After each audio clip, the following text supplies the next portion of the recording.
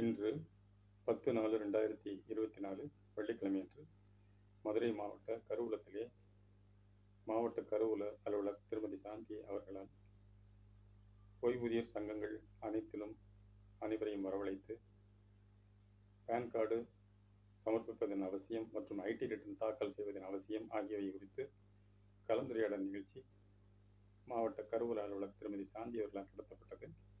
அப்பொழுது ஓய்வூதியர்கள் மஸ்டரிங்கு வருவதற்காக ஓய்வு பெற்ற அலுவலர் சங்கத்திலிருந்து திரு பரமசிவம் ஐயா அவர்கள் மாவட்ட கருவூலத்திற்கு நேரடியாக சென்று தாமே வாலண்டியராக உதவி செய்வது குறித்து அவருக்கு மாவட்ட கருவூல அலுவலர் திருமதி சாந்தி அவர்கள் பொன்னாடை போற்றி அவரது சேவையை பாராட்டினார்கள். மஞ்சள் துண்டுடன் இருப்பவர் தான் திரு பரமசிவம் ஐயா அவர்கள். ஹைவேஸ் துறையை சேர்ந்தவர். ஓய்வு பெற்ற அலுவலர் சங்கத்திலே இவர் ஒரு உறுப்பினராக உள்ளார்.